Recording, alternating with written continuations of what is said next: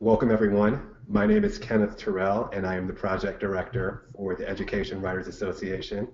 I'd like to thank you for joining us today for our webinar on financial aid, merit system, covering colleges' choices on financial aid. This is the second part of a two-part discussion. On Tuesday, we spoke with researchers who have looked very closely at the subject of how colleges make choices about which students they're going to give scholarships to. Today, we're going to look at the reporting side of it. So we have some experts on hand to help us think about how we can write better stories and produce better coverage of this very complicated topic. So as many of you probably know already, there has been a lot of news today in the college financial aid arena with reports from the College Board, their annual trends report, and then also the Institute for College Access and Success released their report on student debt. So it's a very timely moment for us to be diving into this discussion about institutional aid. And one of the notes that I came across as I was reading all of the great stories today, I saw an interesting note in an article by the Washington Post that said, colleges are giving much more aid through price discounts.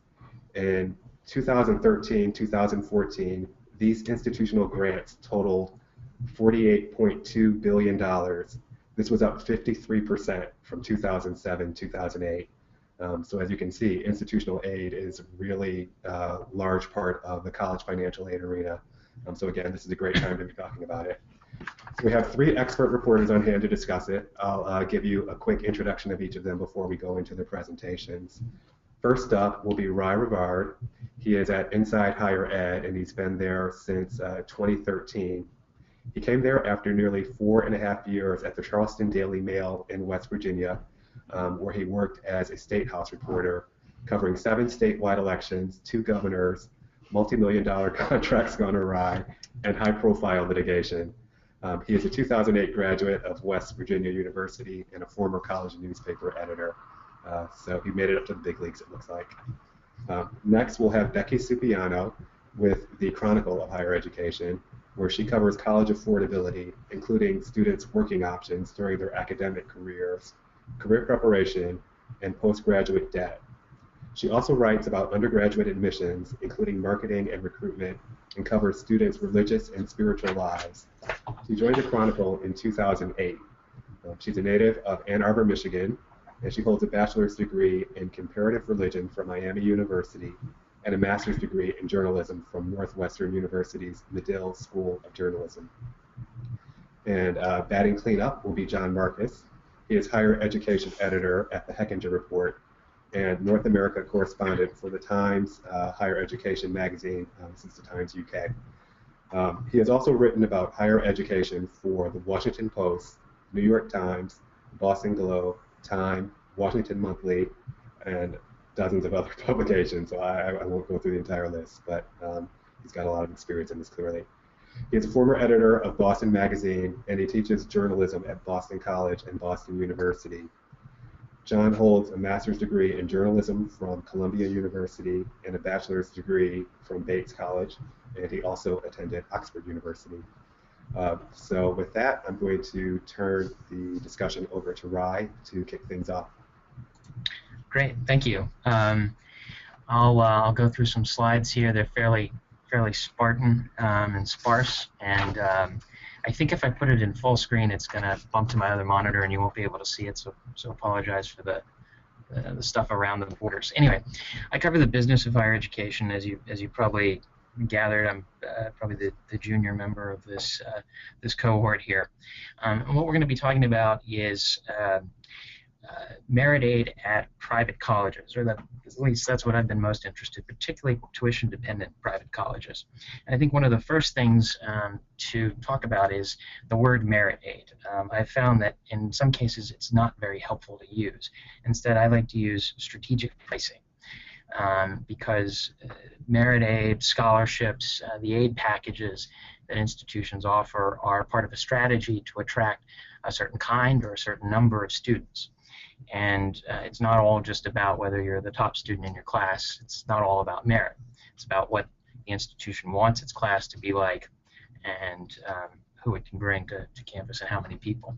So let's start with discounts. A little bit about discount rates. We're going to talk about private colleges, which are sort of the focus again of discounting. This is from the National Association of College and University Business Officers, or NACUBO. And as you'll see, for every dollar that a private college puts on its tuition, so if it's $20,000, they actually only charge 54, or they only really get 54 cents on the dollar on average. And that's because, as you know, they're charging everybody a slightly different rate because they're offering aid, need aid for needy families, or merit aid for certain kinds of students that they want, although a lot of that aid is actually a combination of both. And the difference in there is what we know as the discount rate.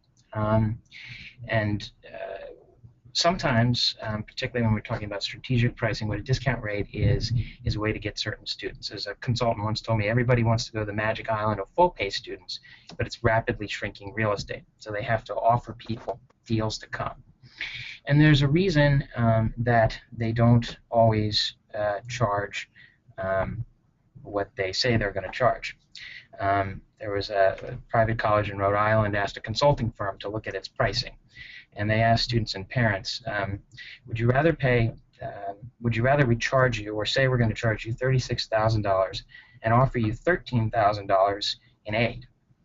Or would you prefer that we just be upfront about it and charge you $23,000 for getting the dance of, well, we're going to give you a $13,000 scholarship? They found by a 2-to-1 margin that parents and students preferred this higher tuition and this higher chunk of aid, because they sort of felt, as the president of the college put it, that they wanted to see if they could win the lottery, outsmart the system, get a good deal. Let's move on. We're going to talk about most aid, again, is not quite like this. Most aid, this again is, according to NACUBO, is for need or a combination of need and merit, but there's about 20% there that's solely for merit, that's used for strategy. And we're going to take a look at what I found over the last year to be a very interesting case of the aid strategy telling us something, or maybe telling us something about an institution's values, and what kind of students they want. At Syracuse, they had a president, Syracuse University up in New York, they had a president who was really into getting a good group of diverse and first-generation college students on the campus. And so they were spending about 90% of their aid on needy students, so only 10 really on just strictly merit. Then had a new president come in, and he wanted to talk about rankings, because Syracuse had fallen in the rankings. So one of the first acts, sort of public acts, and it's prompted a little bit of discontent on campus, is they got rid of, or scaled back, in fact, a scholarship program that's designed to target low-income minority students. And so we sort of see from this, although we don't yet know the real change. Is it going to be 90%? Can they find some way to keep it need-based aid at 90%? Or will they have to go down and be spending more to get higher GPA students, higher SAT score students, so they can move up in the rankings? But this is certainly a case where we can get a sense of the mission, and we saw a mission that went from sort of throwing the doors open to maybe being more about going after top students who aren't necessarily first generation, who aren't necessarily from these top academic families, which tend to have higher incomes. So you sort of learn something here about what Syracuse thinks of itself. It once thought, we're going to try and get students who didn't think they could come to a private college, and now they maybe are thinking, we want to get students who might not have thought about Syracuse and went to what they thought was a better school. A little bit about the business model. This is a really interesting quote, because aid packages tell us a lot about an institution's health and about its finances. If it's giving out lots and lots of aid, if a college is giving out a significant amount of aid per student, most colleges don't have an endowment like Harvard's where they can sort of afford to do that. So they're sort of offering a sale almost to students. And particularly I did a story about the Philadelphia market where they have the same number of colleges but a declining number of people. And so it's sort of like a mall that has a bunch of clothing stores but fewer customers. And so this quote comes from what was happening there. In this mall analogy, a store can fundamentally change what it's doing. Abercrombie can try and become cool again. A college could begin offering new programs, or it could have a sale. And somewhat cynically, some people say that this is buying students. And again, on the screen, what you see is a direct quote from a person who said, every kid was in play. And I think some people, when he's talking about college admissions officers, are just trying to meet their numbers. That's their enrollment numbers, because they have the same number of kids. They have fewer kids, same number of colleges, and not necessarily net revenue goals or discount goals. And they're just throwing caution to the wind to give out scholarships. To be fair, his colleagues that he's competing with in that area said they weren't doing that, or that they, were just trying to give students a little bit more money to come in a tough time.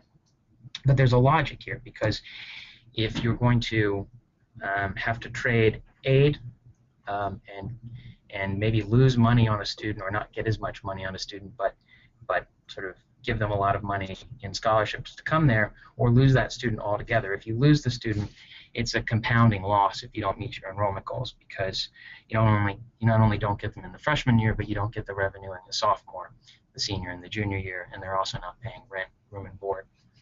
And then I'll kind of conclude with another interesting story that's going on in Iowa that I think has implications for people that are covering publics and covering privates as well. When I was covering K through 12 in West Virginia and higher ed at the same time, I sort of thought that private and public systems were sort of apart from each other, that public and private colleges didn't really overlap, and I also didn't really think about the K through 12 implications of what was going on in colleges. Obviously, I wasn't thinking very hard. And so in Iowa, what's happening is policymakers there have been particularly concerned that the University of Iowa has not been enrolling as many Iowans, as many students from the state of Iowa, as they ought to. And right now, about 60% of Iowa students are coming from out of state. So they changed the state funding model for the University of Iowa and the two other public universities there. And they're awarding aid, I'm sorry, let's not use aid there. They're awarding state funding, or planning to award state funding to these colleges based on how many in-state students they enroll. And there's about $50 million on the table the University of Iowa could lose. So the University of Iowa was like, uh-oh, what are we going to do? And so what we're seeing happen in there right now is they're doing a lot of marketing, but they're also, we're getting suggestions that they're offering higher discounts, bigger scholarships to students that might otherwise have attended a private college in the state. And so the private colleges are having to up their game and maybe match some of these offers or lose these students, which creates an interesting competitive environment, because if the private colleges are losing enrollment, or if they're paying to match the University of Iowa's merit aid awards or strategic aid awards, they very well could be losing a significant amount of revenue, or even some of them say going out of business. This quote is from a community college president in the state, but it's a sentiment felt by others in the private institutions. And the important thing to remember for at least this instance is that the University of Iowa has about $50 million they can lose, so they can, to oversimplify it, spend almost $49 million to attract new students. So that's $49 million that privates have to spend to match what they're doing. And that analogy can play out in any number of states, although the situation in Iowa is unique. But this is a sort of bidding war that can happen, as we saw in Philly, and now we're seeing maybe in Iowa. And then finally, I think this has some interesting implications for not just enrollment and revenue at private institutions, but also K through 12 consumers, students and parents. If you're in Iowa, it's a great time to be going to college there, because there's a bidding war for your students. Could your students take advantage of that? But there's two things to think about when you're a student or a parent, or you're a reporter with a student and parent in mind as your audience. You need to think about, is all of this discounting, is all of this merit aid a sign of a healthy institution? And then you also want to walk some parents through a very simple thing that I think some of us might take for granted, that if a college that's charging $30,000 is offering a $10,000 scholarship, as we saw, that's playing on human emotions, The parent is going to say, my student is really great. But if another great institution is charging $20,000 and isn't offering anything, well, the parent is choosing between two institutions that might be equally good for their student, and you need to let them know, that they need to think about, what does this $10,000 really mean? Is this the college really awarding students based on their merit, or is it a strategy? And I think we should help inform parents that they need to be as strategic as colleges often are. And with that, thanks for your time. Thank you for that presentation, Ryan. It's all yours, Becky. Okay, thanks. Hi, everybody. I came up with a couple different angles on looking at this that I thought would hopefully be applicable regardless of where you're working. And the first one, as some of you may remember, a little over a year ago, there was some discussion among a group of private colleges about moving away from merit aid potentially as a group. I think if you were on the webinar the other day, Kim Clark mentioned this. It was the thing that the Justice Department had some interest in. But one thing that came up as a result of that, I ended up doing a story about it, was sort of what would happen if colleges really did move away from merit aid, how that would play out. And I think another way of looking at this is, okay, so it doesn't look like all the colleges are going to stop making merit aid altogether, jumping off that cliff, but there are colleges here and there that do move away from merit aid, and I think it's interesting to look at what that would actually require. The last college I know of that completely went in this direction was Hamilton College. That was about 6 years ago now.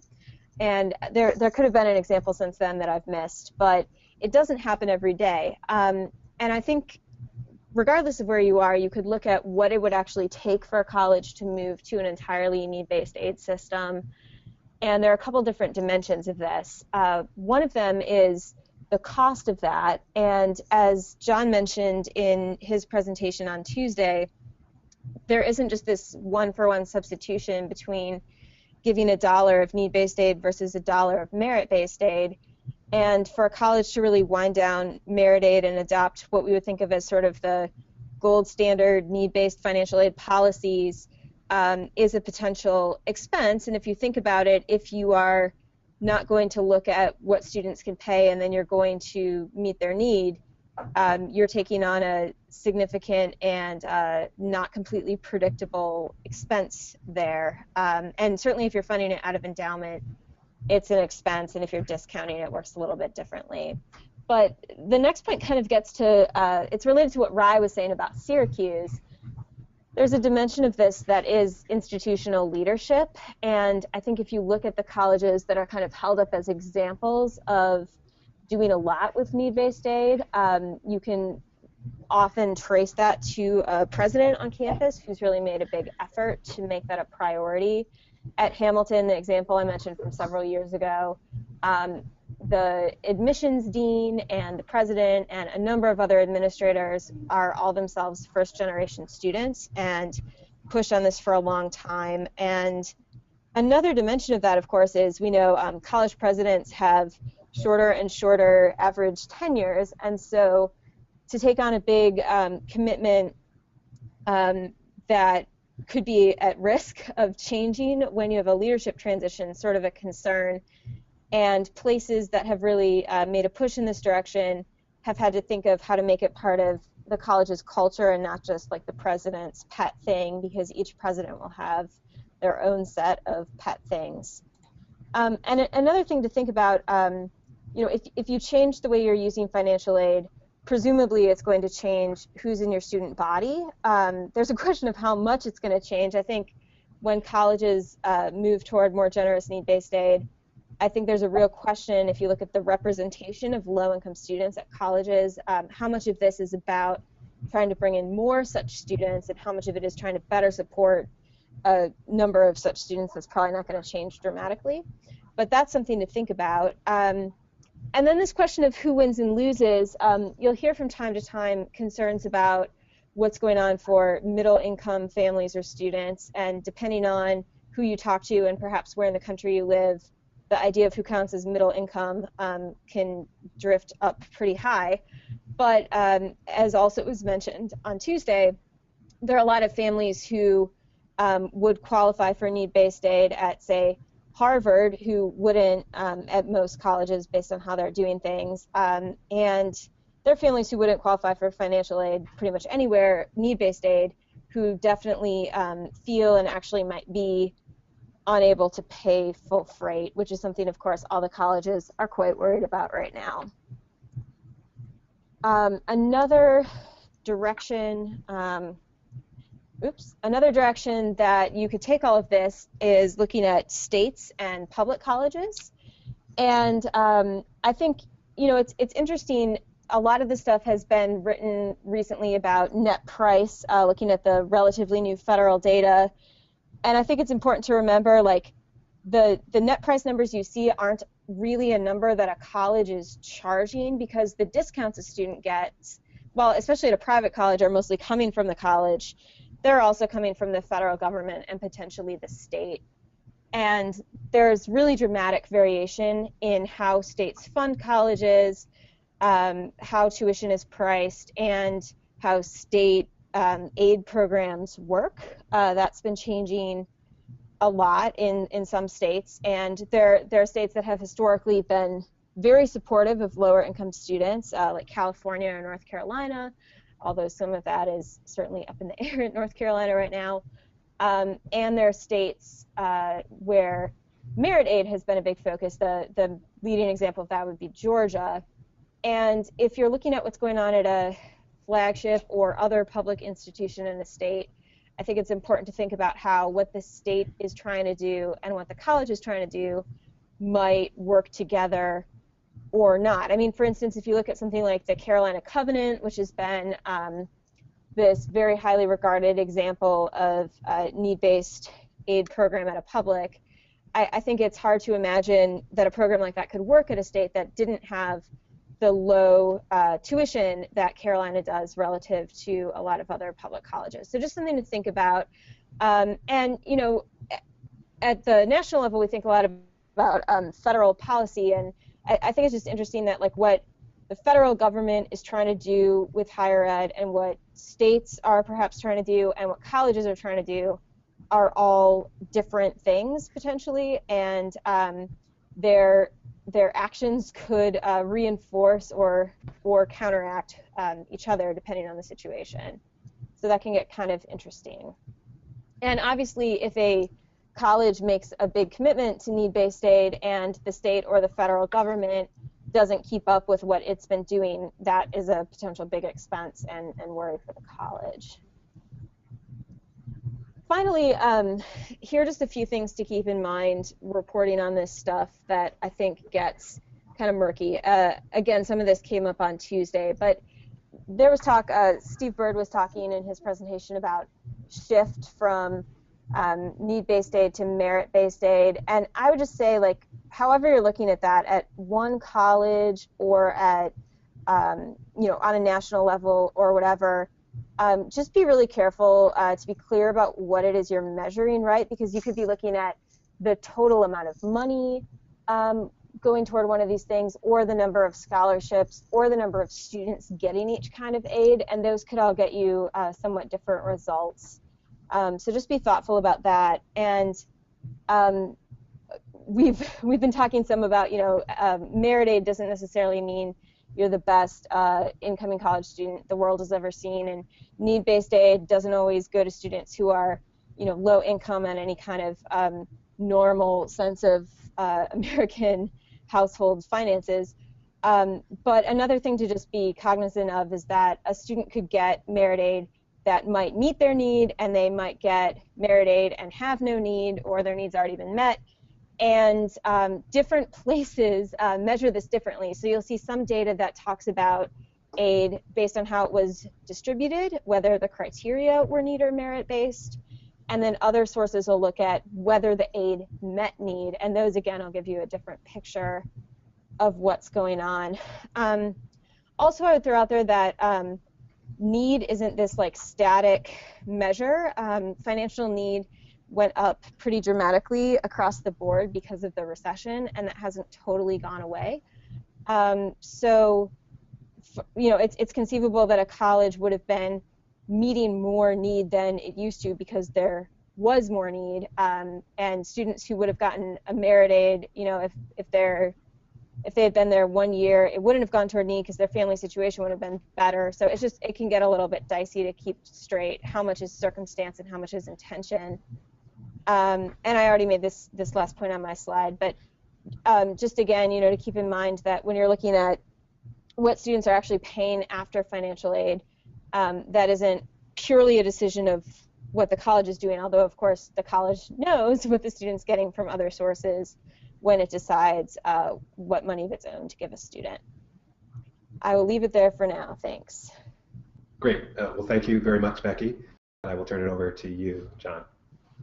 Thank you. So I'm going to talk a little bit about the quantifiable and measurable outcomes of this trend that we've been discussing.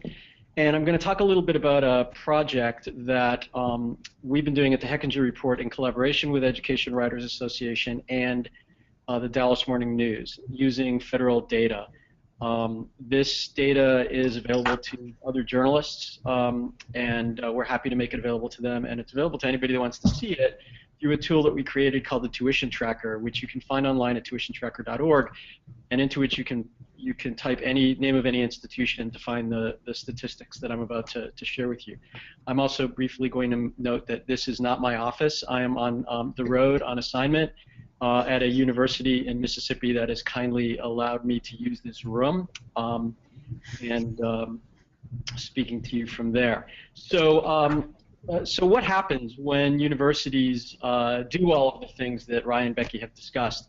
Well, what we've done is we've pulled federal data relative to net price, which you've already heard defined. And now universities and colleges are required to report net price by income. So they have to report 5 levels of income. The lowest level is under $30,000 a year family income, and the highest level is, I believe, over 110 and higher. And what we've found when we've looked at this data is the very simple outcome of the process you've just heard about, which is that the very poorest students, the increase, the rate of increase in their tuition has been faster than the rate of increase for the very richest students. And that data has now been updated for 1 additional year, which is 2012. We are adding that to Tuition Tracker, and we'll soon have that information available for anyone to use, and spreadsheets available for any journalists to use. But a simple way of taking this data and using it to tell a story is that what you're looking at on the screen now. We decided we would look at the 100 or so, I think there's 113 colleges and universities ultimately, that made a promise at a White House summit in January to make their institutions more affordable to low-income students. And we decided we would look at what they've actually been doing relative to poor students. So if you look at the top line, you see that these institutions have actually, that have promised to lower their, or to make themselves more affordable for low-income students, have actually increased the price for their poorest students faster than they've increased the price for their richest students. And that is, at least in part, to the degree that we can measure it and show it, with several caveats that I'll describe for you in a moment, that is what we've been able to show here. So, and also, incidentally, at least in part due to the merit aid versus need aid trend. So poor students are paying 31% more, rich students are paying 22% more. The institutions that actually pledged to make themselves more affordable to the lowest income students have actually raised the price for the lowest income students faster than institutions that did not sign the pledge to make themselves more affordable for low income students.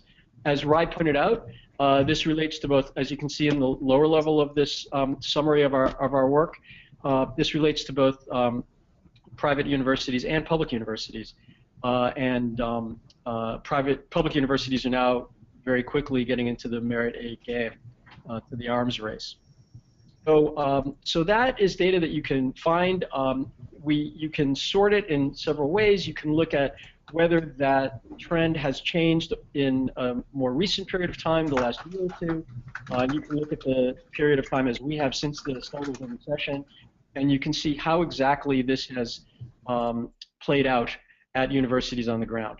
I have many of those be carefuls that Becky also touched on, those caveats about this. First of all, this comes from federal IPEDS data, which, as anyone who's ever used it knows, is not ideal. And in this case, it's not ideal because it covers only students who receive Title IV financial aid. And even though some wealthy students do receive some kind of Title IV financial aid, including federal loans, there are fewer of them in the sample than poorer students. So that does skew the data. But it doesn't change this, that the way that this data has been determined and reported has been consistent over the period of time. So while the data might be imperfect, the trend should be consistent since the data has been reported in the same way over time. Another issue is that a small number of largely elite private colleges and universities have a different formula than the federal government does to determine need.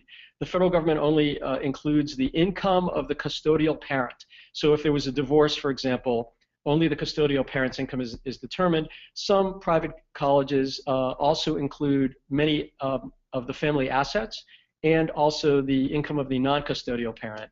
Is that fair? I don't know. It sort of forces us to compare apples to oranges if some people are going to have a different formula than other people.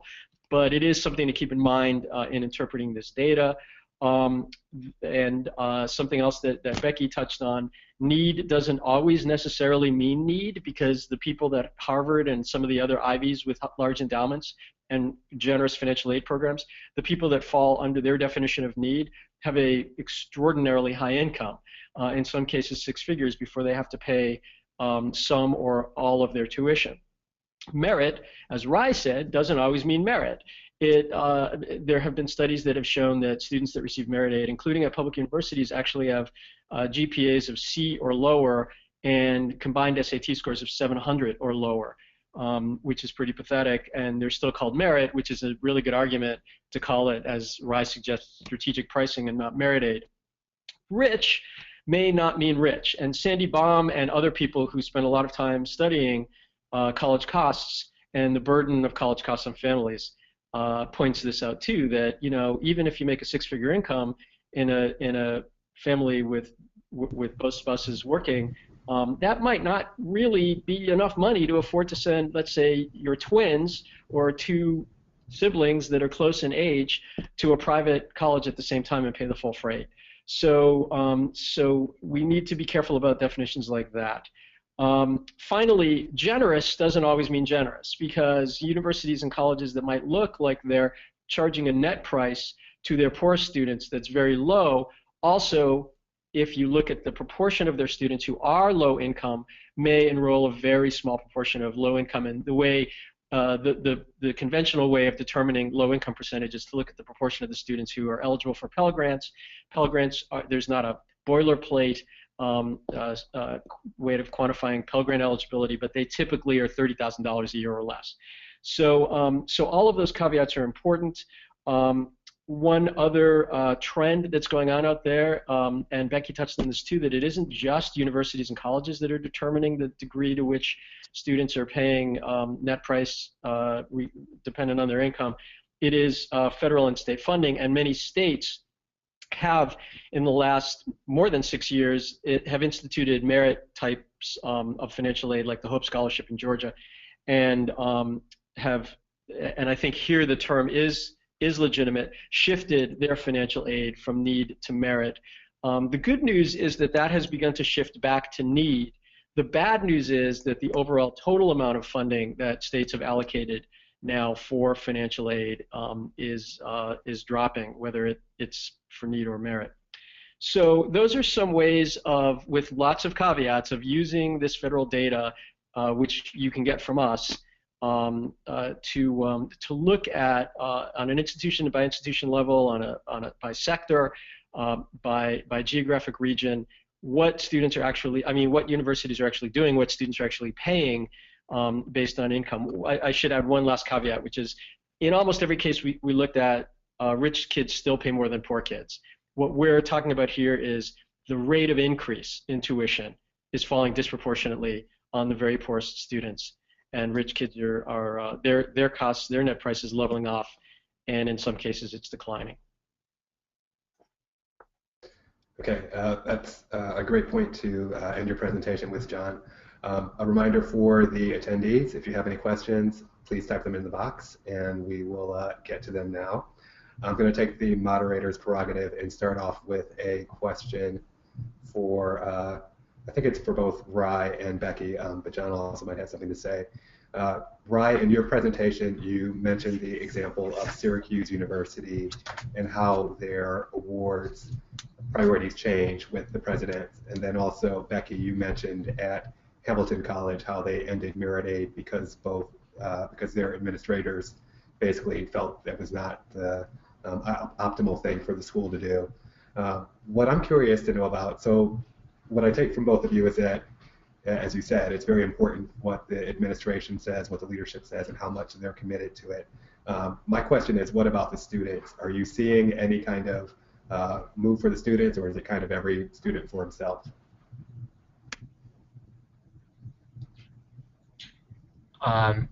At Syracuse, already there have been protests on the campus for a number of things, but also related to the change in aid policy, or the apparent change in the aid policy, because there's a sensitivity among, it seems to be minority students on the campus, that what was once a welcoming environment for them may not be a welcoming environment for future generations of lower income first-generation college students.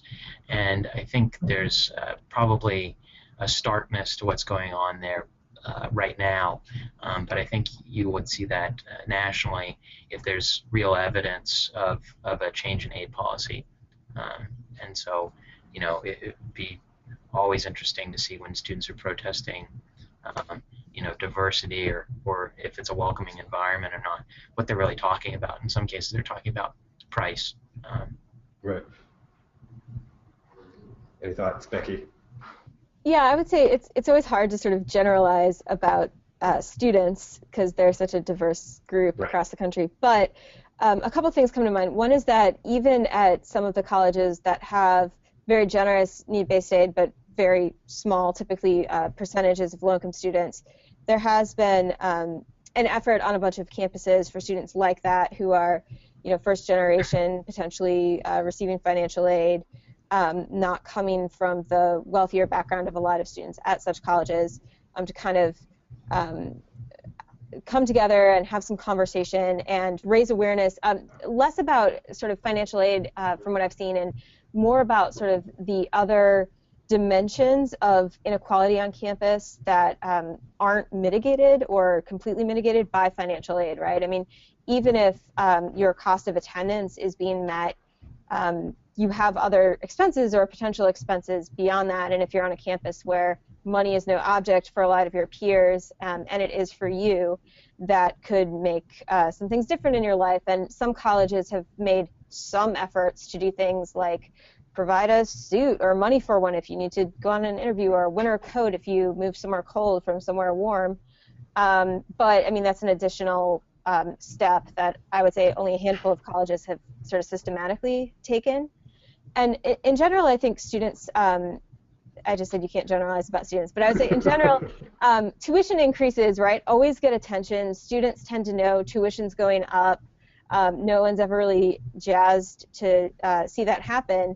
But some of the more like nitty-gritty about how things play out at different schools, I think it's hard, you know, when you're on one campus and you haven't been a student at more than one or two places, probably. I mean, you might not have the best sense of what your administration is doing relative to some other place.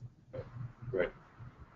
I feel like, I mean, we saw a similar protest at the University of Virginia, which had a program similar to the Carolina Covenant that Becky was talking about, and they scaled that back. It was for lower income students, and there were protests. And I mean, you sort of see maybe some similarities in the kind of campus, the kind of campus culture that might be more willing to protest than not at a Syracuse, at a University of Virginia. Right. It was a lot of organization. Right. And from your end, John, from the data that you presented, we have kind of the opposite perspective that there is pressure from the President of the United States, theoretically the highest level of power, saying, hey, increase access and make college more affordable for your low-income students, but the numbers suggest that isn't happening yet. Why do you think that's so? I mean, what kind of details have you found? Wait, the president is the highest level of power? I've heard that, but Yeah, he might not know it. So, well, yeah, when you look more closely at some of the pledges that universities and colleges made, and one of them, by the way, was the University of Virginia, which 6 months later changed its policy and required low-income students to take out loans as part of their promise to be what they call need blind. When you look at the pledges, a lot of them were simply already existing programs to make students aware of already existing aid. So are colleges serious about fixing this stuff? They are doing the kinds of things that Becky talked about, helping students through hard times and trying to recognize where kids fall through the cracks financially. The sort of bigger initiatives, I don't know, and yeah, I'm still waiting for the revolution too.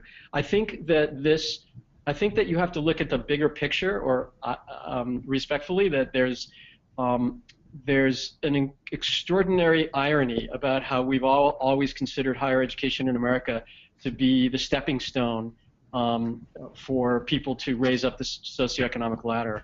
And now it's actually stratifying the class system within which the poorest kids are, through this process, essentially being diverted to mid-tier publics and community colleges, and the richest kids go to the elite private universities, and we end up with this sort of this cycle that perpetuates the divide. And it's like a lot of other institutions in society, unfortunately, right now, but that we also aren't hearing significant protests about. But it's, it's, if you back up and look at the forest, and not just the trees, it's sort of a worrisome kind of direction.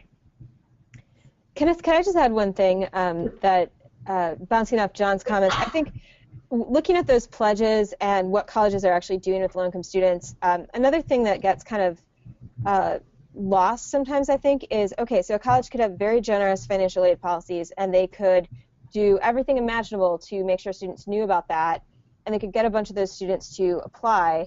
And you've seen a lot of activity around this with like the Hawksby and Turner ECHO work and some of these other things going on the College Board is doing.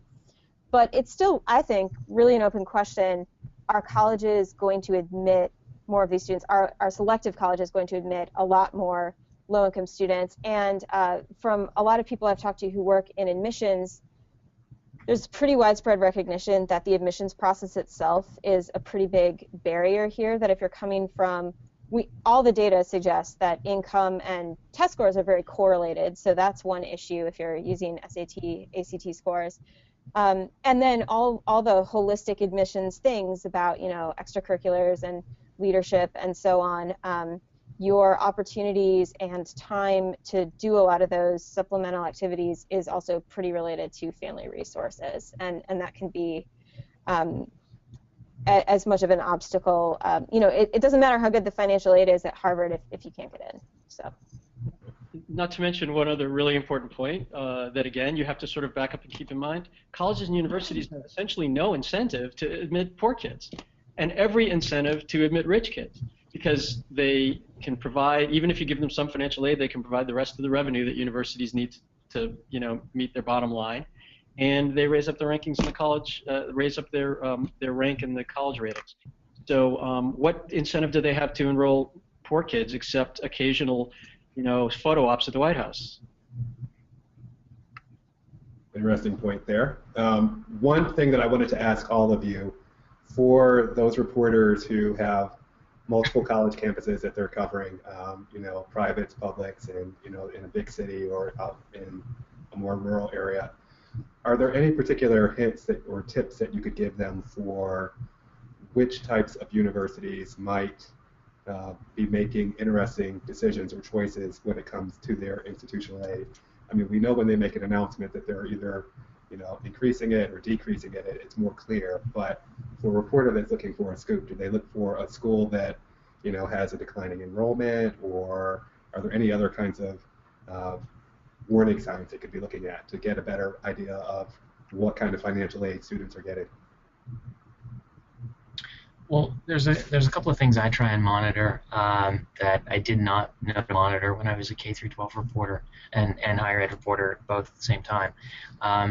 And you know, one thing is just obviously just bond ratings. Look at what the rating agencies are saying, S&P and Moody's, about the colleges in your area, and then make sure you get a copy of the full thing, because they'll be talking about the competitive environment, the marketplace that the college is in, and so you learn a lot about the entire sort of area from that.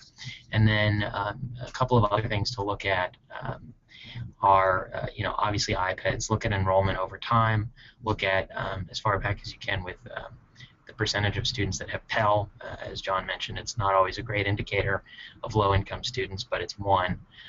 Look at that over time. You know, if you have a dozen colleges in your area, you know, spend the weekend, spend a Saturday even, if you want to get really good at this, and just put that all together in a spreadsheet and see what you can find. It shouldn't be that hard, and it can really help you be smart about the stories that you're writing, is what I would recommend. And then talk, two other things actually. Talk to enrollment people. These are people that are really keeping not only an eye on enrollment, but also on the revenue that comes with enrollment. These are people that often aren't really quoted except when a college is ready to announce, oh, we have the largest enrollment, or we have the largest application pool. Well, the years that you don't see that announcement, these people still have jobs and they're still dealing with something. So get to know them, and then also find out. A lot of people don't realize, and I didn't realize until fairly recently, that there's a whole sort of higher education industrial complex of consultants, and they're called a couple of ones you would want to. Actually, here's a couple of things you would want to Google: enrollment strategist, enrollment management consultant. Find out who your college has hired. If it's a public, you can get that through a public information request, or you can find some of these places like Noel Levitt's McGuire and Associate Art and Science Group, and look at their client lists.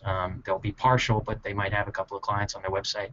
Find out if any of those colleges are in your area, and see if you can get a copy of these consultants' reports, because they'll tell you a whole lot. The one for the University of Virginia, for instance, is just incredible. It says if you don't do something about not having as many low-income students on campus, as if you don't get more low-income students, you're going to continue to be viewed as snobby. And it was like, oh, okay. And the consultant told the university this, and there it is, a public document. So you can get stuff like that. You can also get, although I think it used to be a better arbiter of this than it is now, the NACAC May 1st list. They used to call it the Space Availability Survey, which shows you the universities and colleges that still had room in their incoming class. I think colleges and universities have gotten wise to the fact that a lot of us journalists were using this to sort of look at them, and since it's a voluntary survey, I'm not sure I entirely trust it anymore. It used to be a better measure of the kinds of things that Rai was talking about. And one other source that you can look at, and that I've looked at in Massachusetts, where there are a lot of sort of mid-level small private colleges and universities with very high tuitions and not a particularly good, brand names, that they're spending huge amounts of money on their discount rate that Rai referred to at the beginning of the webinar. You can pull their Form 990s and do a sort of rough approximation of the proportion of their revenues that are going back out the door in the form of financial aid. Those places are in trouble. And this is an unscientific observation, but in my experience as a journalist, when you call them up, the ones that say they're not in trouble are in the biggest trouble. And the ones that actually say, yeah, we know, and here's what we're doing. We're expanding graduate programs in high-demand fields because they subsidize the undergraduates. We're requiring students to live on campus. These are some of the strategies that colleges have used to try to address that discount rate problem. But that's another place to look. And John, you can calculate discount rate using both the iPads. Both the 990 and I think the iPads data. And I think it's you take the allowance. I think it'll be the allowance field on the iPads data, and you divide that by the allowance plus net revenue from tuition. I forget the exact titles, but there's a formula. And if you want to spend a Saturday, or if your editor gives you a whole Monday or Friday, you can do these calculations.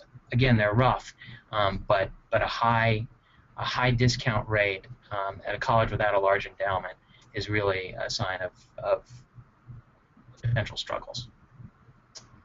Did you have any thoughts, Becky?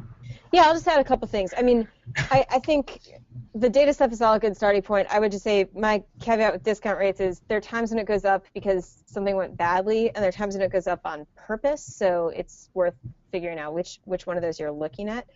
Other resources to kind of look at where interesting things are going on. One would be high school guidance counselors. They all have, nationally they have very heavy caseloads and lots of other responsibilities, but there are some guidance counselors, perhaps some near wherever you live, who are pretty plugged into what's going on in colleges and see a lot of how colleges are communicating with students, which can be interesting. And then another thing, to piggyback on Rye's comment about enrollment managers, there's been a lot of turnover in enrollment management as colleges have had a hard time, in some cases, meeting their enrollment targets, number of students, or amount of money. And you can see whether that position has had a bunch of different people in it recently, and that would seem like a sign of a problem to me. Those are great suggestions. We have a question from one of Tuesday's panelists. Steve Bird asks, besides Hamilton and Franklin and Marshall, do we know of any other campuses that have moved away from merit aid? I don't. I haven't heard of one that's done it since done it completely since Hamilton, and it's the kind of news they usually want us to know. So it's possible someone's done it really quietly, but I haven't heard of another example since then. I haven't either. Would we count the places that dropped their sticker price and then didn't offer as many scholarships? Because there's been a small trend of some institutions doing that. I think it's one of the Concordias. Yeah, the one in Minnesota. The one in Minnesota. The University of Charleston, which is the one in West Virginia, did that and then kind of had to abandon it because it wasn't working. And there are a couple others out there that I don't know that they didn't keep their tuition price and then abandoned merit aid, but they dropped their tuition price and then got rid of need and merit aid. I'm sure those colleges would love it to consider that the same thing, but I would see it as a pretty different thing. I agree. What about you, John? Have you come across any schools that are going away from merit aid? No, that's a good point. That there are these schools that have just dropped their price to the realistic net price for everybody. Many of those, I would argue, and I'm not going to name them in particular, but they didn't really have a huge choice. They needed to address some sort of issue, largely enrollment drops. And yeah, it's true that doesn't mean. So the problem with that is now everybody pays the same price, rich kids and poor kids aren't getting any more help. So yeah, it is sort of a different thing, but an interesting trend. I mean, you could argue if you cut your tuition, the person who benefits most from that is the one person who is paying full price at your old price, right? That person just got a really nice discount. Right. Just sort of averages the net price out instead of benefiting or disadvantaging people based on income. Right. We have one more question from Steve Bird. He asked, why has there been so little coverage of these college consultant companies like Noel Levitt's? Any suggestions or? I don't think a lot of people know about them. That's what I was going to say. There's this conference of college admissions and high school guidance counselors every year, and that was it was my first couple months reporting. I went to one of those, and I was like, wow, there's this whole trade show floor with all these fancy things and iPad giveaways and free pens and free hats, and these are people that are selling things to admissions, college admissions officers. It really is an industrial complex around higher ed, and I don't think people know about it. And I also don't think Steve meant that as a question. Perhaps.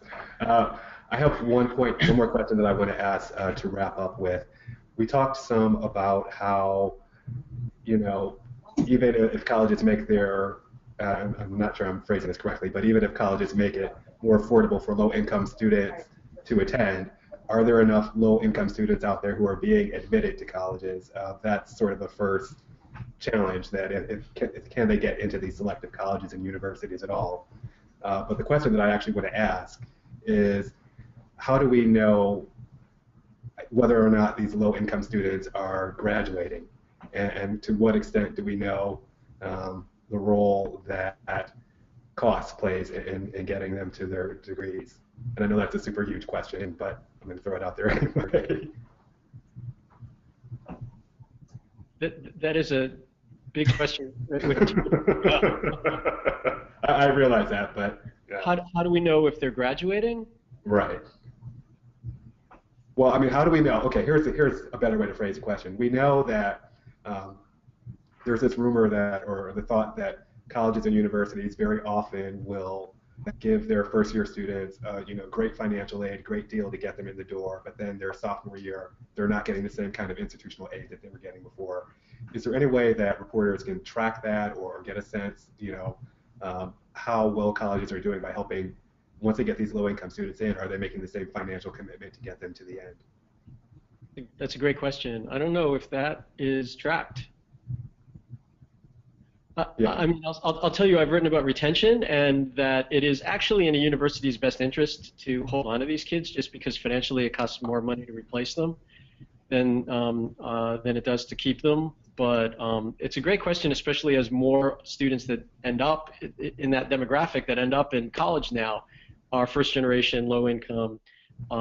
They, non-native English speaking. They come from crappy urban high schools.